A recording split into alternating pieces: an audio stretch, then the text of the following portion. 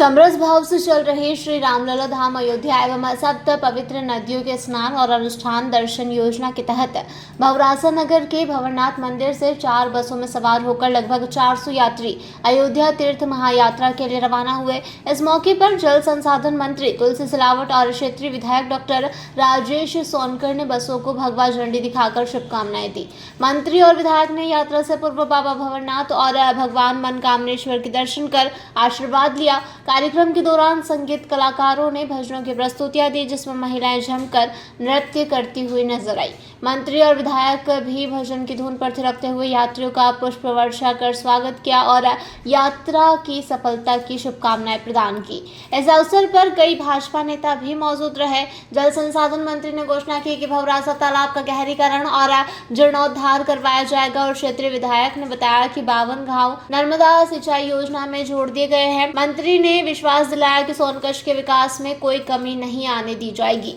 सभी मांगों पर ध्यान दिया जाएगा। मध्य प्रदेश के यशस्वी जल संसाधन मंत्री आदरणीय तुलसीराम सिलावट जी हमारे सोनकच्छ विधानसभा की नगर परिषद भवरासा में आए और जिन्होंने सोनकच्छ विधानसभा में विगत 4 माह से चल रही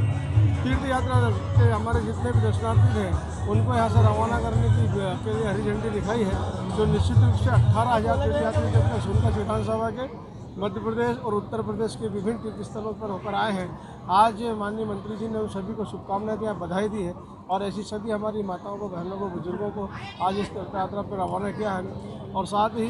देश के यशस्वी प्रधानमंत्री आदरणीय नरेंद्र मोदी जी ने एक पेड़ माँ के नाम लगाने का जो आह्वान किया है, उसमें भी माननीय मंत्री जी ने आज हमारे सोनकच्छ की नगर परिषद भवरासा के इस अभियान में पेड़ लगाकर सभी लोगों से पौधारोपण करने के लिए सब लोगों से आग्रह किया है। उनसे हम निवेदन किया है कि हम सब इसके सहभागी बने और साथ में पूरे देश में जो तिरंगा अभियान जो चल रहा है उस तिरंगा अभियान की भी शुरुआत आज नगर परिषद में माननीय मंत्री जी ने। ये तालाब गहरीकरण और अपने नर्मदा जोड़ने को लेकर भी मांग उठी थी, उसको लेकर आपके माननीय मंत्री जी ने हमसे एक वादा किया था पिछले साल जब चुनाव में आए थे,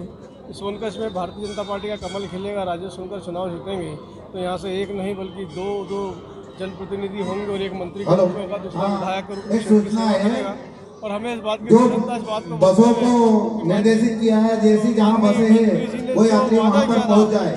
उस वादे को वो निरंतर पूरा कर रहे हैं। और उन्होंने एक ऐसा सपना पूरा करने का काम किया सोनकच्छ विधानसभा में, जहाँ रंजीत सागर डैम के कारण इस सोनकच्छ विधानसभा में लगभग 40-50 गाँवों के सामने जीवन का संकट खड़ा हो गया था, जो लगभग सब गांव डूबने की स्थिति में थे। माननीय मंत्री जी के अथक प्रयासों से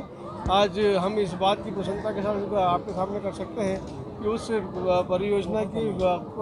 योजना को बदलकर आज हमारी सोनकच्छ विधानसभा का एक भी गांव या एक भी घर ऐसा नहीं है जो किसी प्रकार उस परियोजना के कारण डूब में आ रहा हो। तो ये एक नया और एक ऐसा काम किया है जिसके लिए हम माननीय मंत्री जी को जितना भी धन्यवाद दे सकते हैं उससे वो कम है। साथ में 51 गाँव भी जो हमारे छुट गए थे पिछली परियोजना में, काली सिंह परियोजना के माध्यम से उन 51 गाँव में भी पानी पहुँचाने का माननीय मंत्री जी ने किया है। तो ये बात मुझे बोलते हैं बहुत गर्व हो रहा है, प्रसन्नता हो रही है कि उन्होंने जो वादा किया था उस सभी वादों को आज वो अक्षरशः पूरा करने का काम कर रहे हैं। हमने और भी उनसे आज मांगे की है, उसके लिए भी उन्होंने आज हमको खुले मन से आश्वासन भी दिया है और विश्वास भी दिलाया है कि जो काम अभी हमने उनको बताया उन काम भी बहुत जल्दी वो सोनकच्छ विधानसभा के लोगों की सेवा के लिए समर्पित करते हैं।